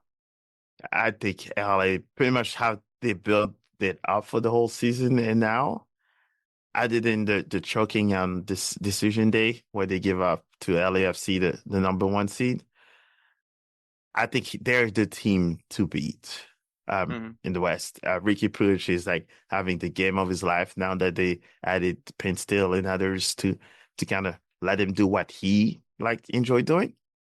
And clearly you can see it's night and day from last year. And I mean, speaking about LAFC's high press, if there's a team that can expose that high press, it's getting that ball to Gabby Peck. Yep. So and they've shown it that they can expose LAFC. Yeah. So LA Galaxy, I think right now I would say probably the odds-on favorite. If we get an LA, if we get an El Tráfico conference, semifinal, but conference final, I think that's good. Popcorn. Get your popcorn ready for that one, because that's going to be a juicy one. The next one, Minnesota United upsetting Real Salt Lake. Win to pens in both these matches. I said it on Wake Up MLS. They lost their dog. Real Salt Lake is just whatever bark they had, it's gone. They lost at some point in the season. Maybe it was when Arango got hit with that suspension. I don't know what it was, but at this point, this team just wasn't that same team from earlier in the year. And I mean, Minnesota, I don't know why I smelled the upset here, and clearly I smelled right, because here they are moving on to the next round. But Real Salt Lake was limping in the playoff as well, so I think that was also. But I think the biggest thing was that suspension in the middle of the season, because when they, of course, came to St. Louis during that first half of the season, they were firing all cylinders and scoring 3-4 goals. I mean, Arango was an MVP candidate early in the year, so. And he was, scoring, hat tricks here and there. And then in MLS fashion, he gets suspended and no one knows why. And then I think that's where he kind of lost a little bit of his pep and things just start going down the hill. And for me, it was a small upset. I was not as surprised because they were going downhill to begin with. But I guess for the seeds, it was an upset, but I'm not too hurt about it. Yeah, I think Minnesota was the right team for it. Not saying they're going far, but it's just I think more of a testament that Real Salt Lake is just not that same team. Um, and I guess their hot start just that's where they were able to stay in third place. Yep. But yeah, the second half of the season was not pretty. But all right, the last one. For on behalf of everybody, for all the MLS fans, I apologize that you guys had to watch this. Which part? All of it, I guess. I mean, I will say though, if you wanted like drama, I mean, you got it. You got the drama. Fourth seed Seattle Sounders beat the fifth seed Houston Dynamo in a 2-game sweep, and honestly, it comes down to just stupidity. The Dynamo lost because of stupidity. Stupidity on Steve Clark not knowing how to stop a penalty to save his life. And also just I mean Fry wasn't necessarily a great penalty stopper either. But I mean Shevchenko in the first game, Shevchenko just put it somewhere where Fry could get it, and then the second leg it looked like Dynamo can prevail from the pens. Also in both these games, Dynamo went down to 10 men around the 60th minute mark. Once again, due to stupidity, Coco Karaski, some altercation happened between him and a Seattle player, and he swung, and so he got a red card. He obviously automatic red card. Yep. Ache almost was trying to stop him from throwing that punch, which is ironic that I throw out that name because then he gets suspended the next game, roughly around the 60th minute, for spitting at the referee. Undoubtedly stupid. Stupidity at its finest. Can't fix that one. So the Dynamo lost because of stupidity. Because honestly, both these teams they weren't great. It was like, if you guys got to watch Xiao Yan's like live coverage of Game 2, he just had no faith in this Seattle team. Props to Griffin Dorsey for keeping in the game. Got their own goal to force this game to penalties. And it was just a never like I at that point watching the Pens, I was like, somebody win. I don't even care if it's the Houston Dynamo, just someone win this thing, end this madness. Because and it would have been hilarious that if once it got to the 11th player, obviously the Dynamo probably would have lost. Don't have one. So yeah, it would have been hilarious if that's how the Dynamo get eliminated, but it didn't go that way. But yeah, not great. Acha's option is not going to be picked up, so he is no longer with the Houston Dynamo. I don't know. You think it had part of his frustration all throughout? Because I'm sure there was negotiations still happening. No, I think it's a combination of just like him not playing all this season because of injuries. Okay. It also probably doesn't help that when this guy should be rehabbing, he's partying. Yeah. But I think say what you want about the guy, but he was a big part of the Dynamo's bounce back. He brought in a mentality, he brought in a style of play. Because I mean, even at his age, which is 34 years old, he's young. He was moving the ball. Like, I mean, that was probably the most fluid passes I've ever seen in the Dynamo since Brad Davis. Okay. And that's a big name for me. But Ache, like I said, I have nothing but love and respect for him. I actually reached out to him when they announced his option getting declined because he's genuinely a great guy. I don't like all the bashing that a lot of the Houston soccer media does to him, saying that he's not trying to learn English. The guy has been trying to learn English. He's actually tried to speak to me in English a few times, and it's hilarious. Yeah, but what that has to do with anything about he's a soccer player.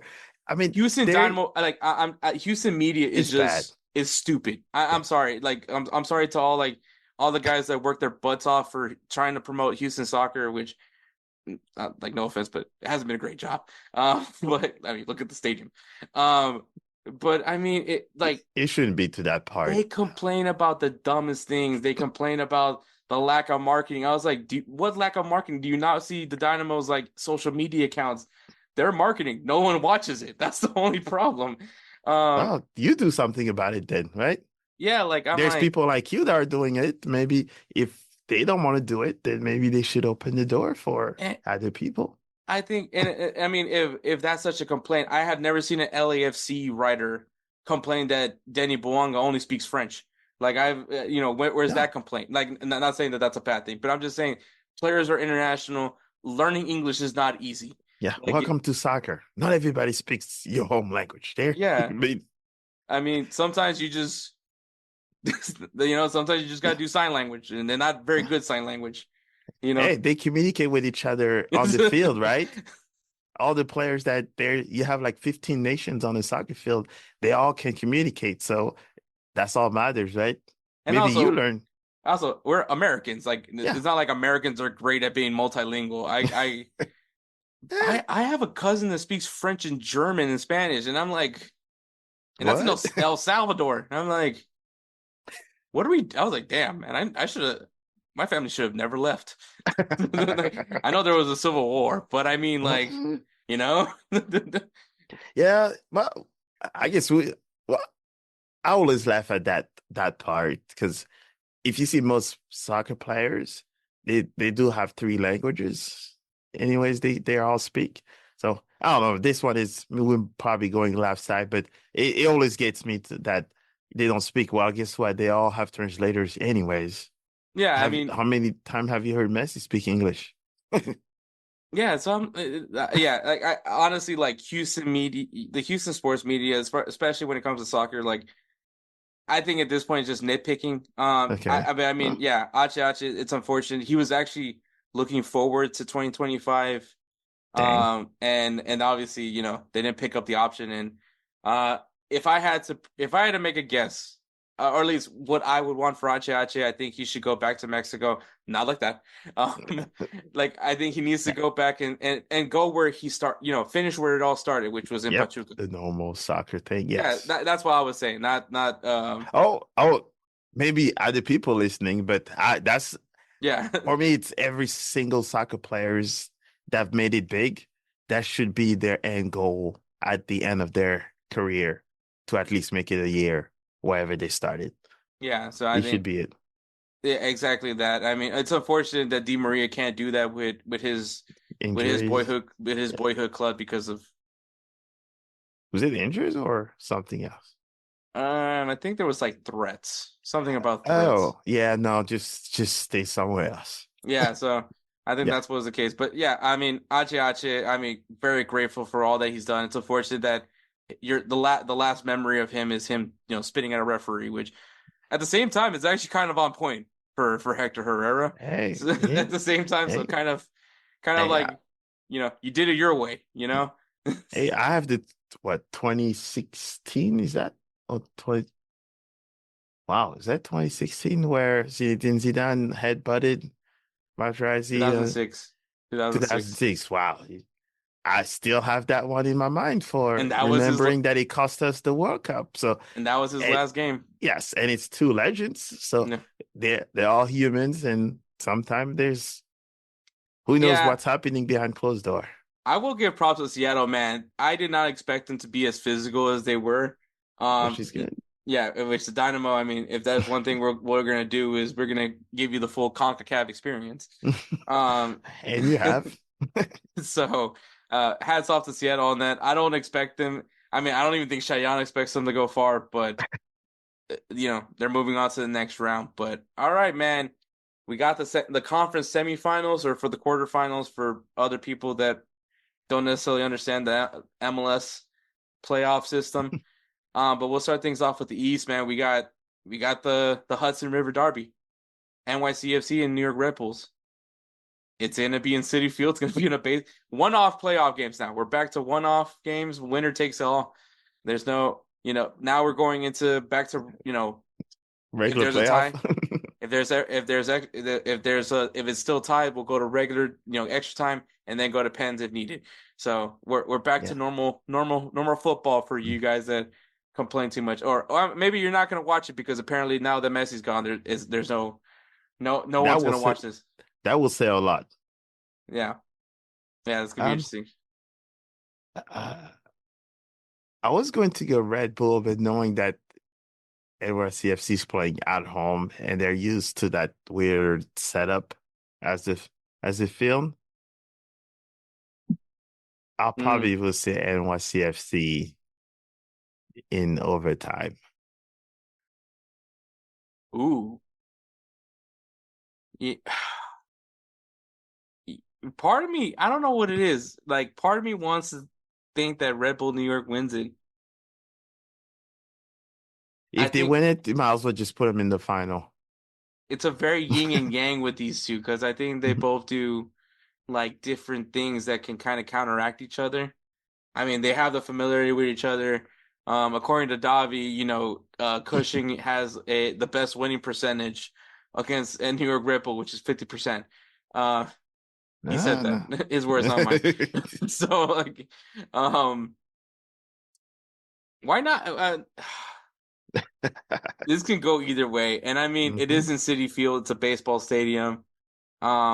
Not It's a different feel. It's a different it's just different in general. Not every team can get used to that. You know what? I'm with you. New York City FC. I agree with you. And I mean, either way, one of these teams is gonna have a lot of confidence going Mhm. into that conference final game. So yeah, I'm with you on that one. All right, next one. Fourth place, Orlando City SC taking on ninth place, Atlanta United. Mm. Does the Cinderella story continue for Atlanta United? That's hard to tell, but I'll say Atlanta. I think there, I guess, will be fresher also, but I think Atlanta, it's their red hot. There's nothing. They beat Miami in regular time versus Mm-hmm. Orlando needed, I guess, the hand of God and being saved in PKs. Mm-hmm. I'll say Um, Atlanta. I mean, I gotta go with Orlando. I mean, I Yeah, have to. well, that makes sense. I have to. At this point, Atlanta is a scary team right now. At this point, because they they are one of those teams that like they're playing like there's no tomorrow. Yep. Like nothing is promised for them at this point. Shoot, even the interim coach, nothing is promised to him. So I mean, they're and that makes them such a dangerous team now, where they have literally nothing to lose at this point. Yeah, Uh, and all those players are also fighting for their spots because they know that there's a rehaul that's going to happen. And they have a veteran as McCarthy. I'm sure he has something to do with motivating those guys because he knows he's retiring. what So a that means send you have the off. whole team saying, "Hey, we gotta go as far as we can for him."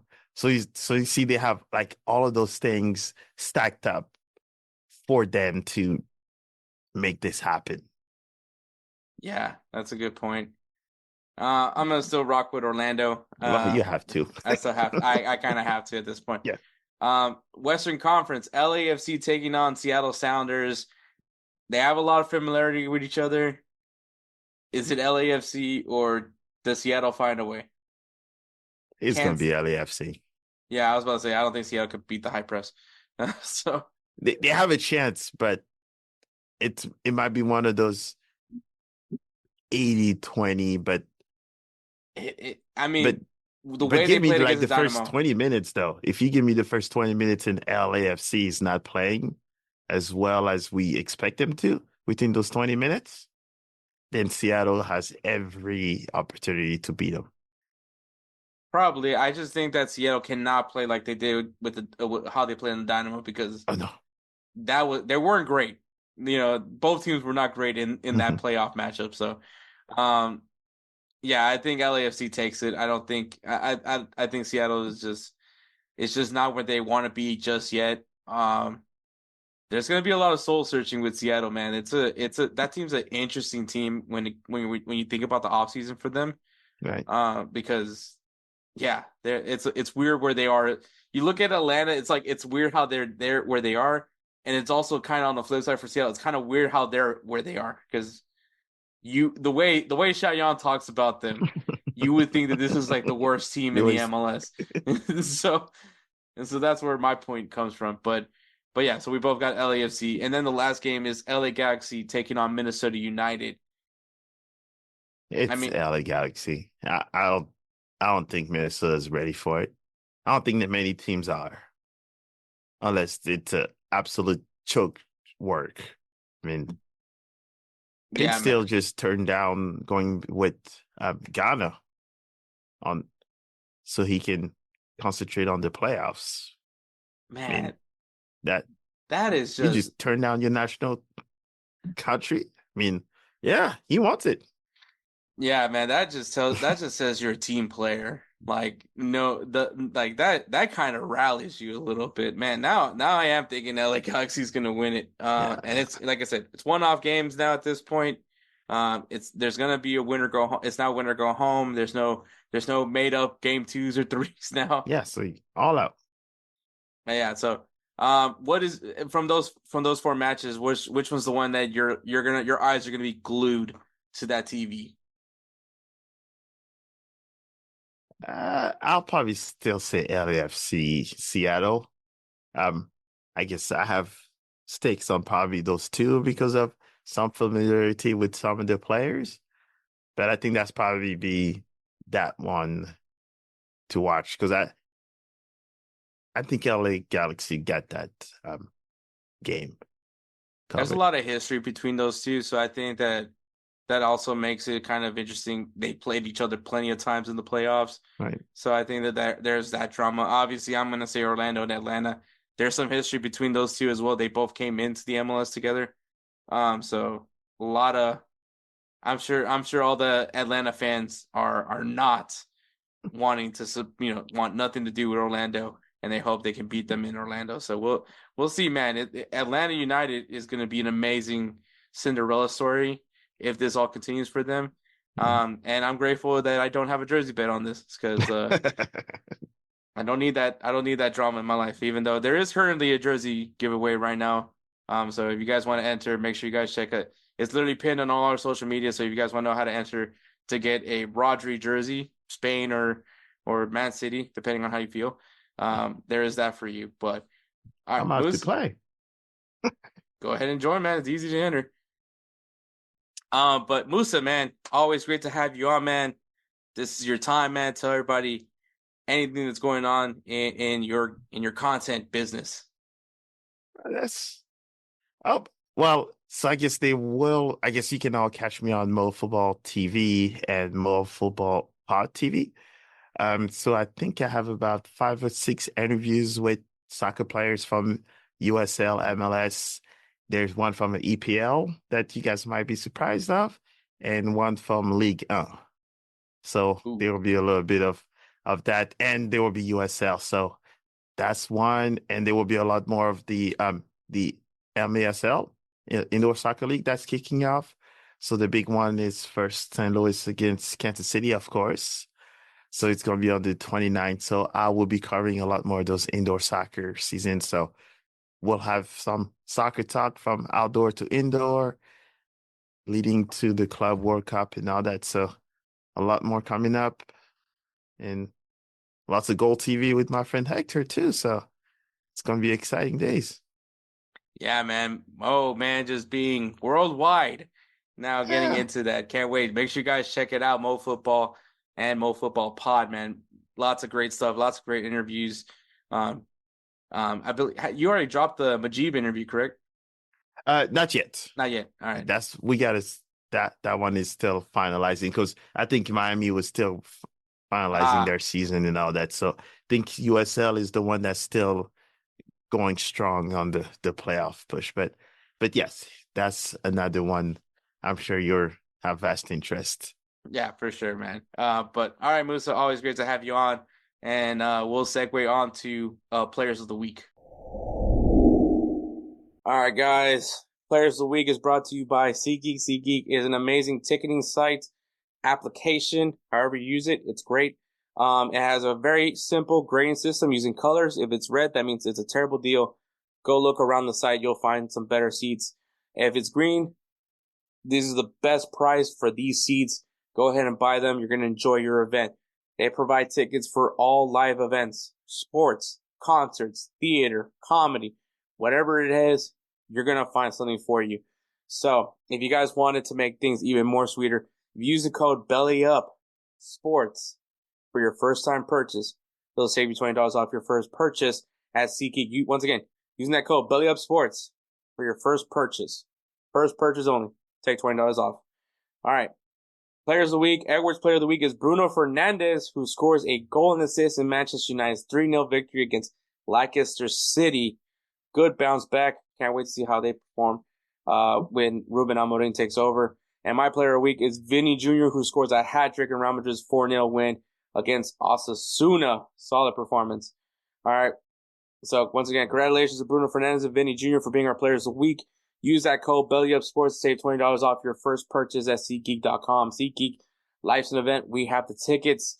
We got some games to watch this weekend. We got NWSL playoffs. Go ahead and check that out, man. Some juicy, juicy matches going on there, especially now that we're in the semifinals. The international break. On Friday, we should be having Uruguay versus Colombia, Honduras versus Mexico, Denmark versus Spain, Portugal versus Poland, Scotland versus Croatia, Switzerland versus Serbia, and Angola versus Ghana. Saturday matches, Georgia versus Ukraine, Turkey versus Wales, Sweden versus Slovakia, and Guinea versus the Democratic Republic of the Congo.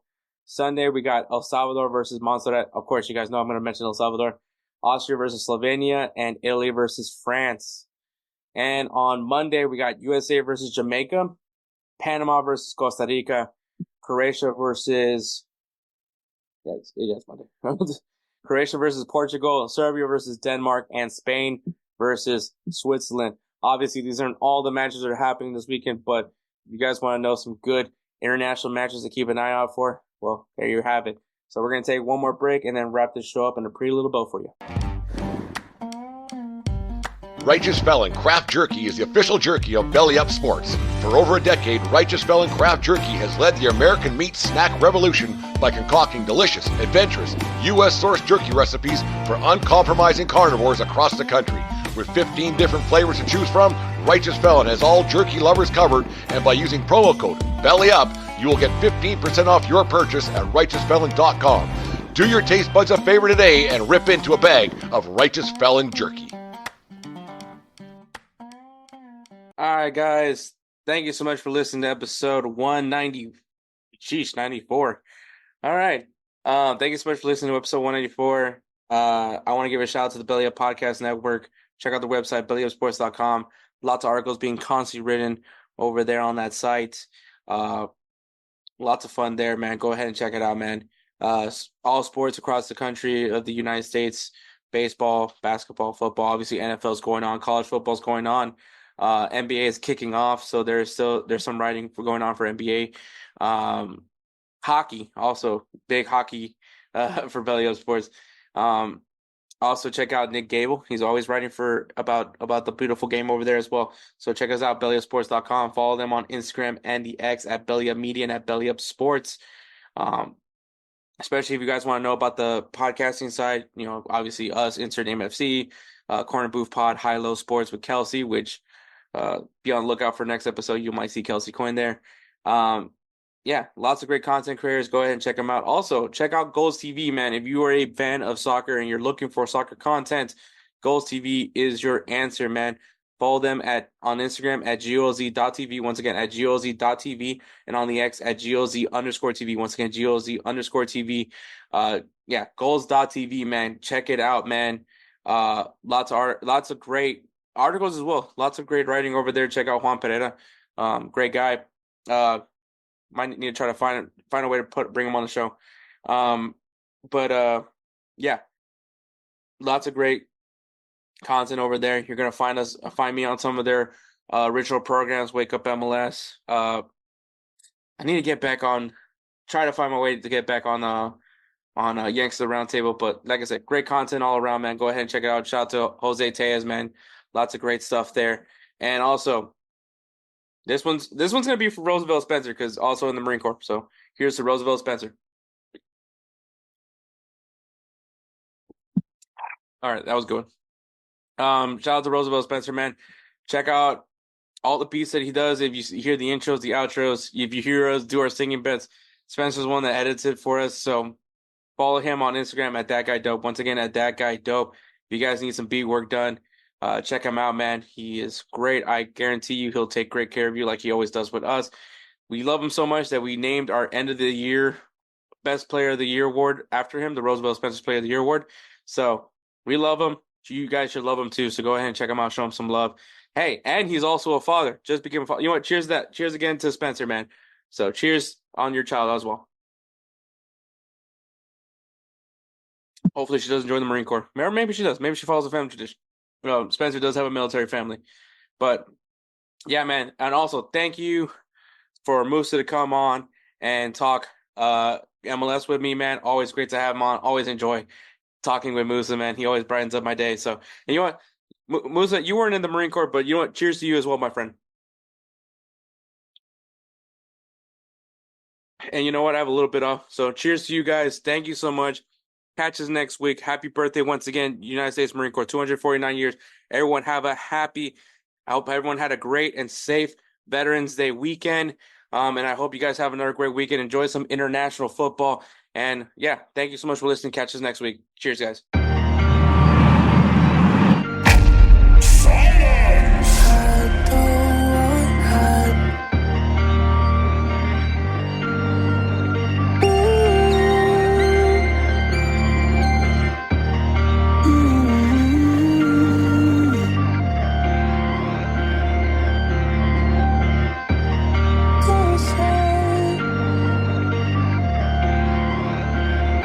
Who is that guy?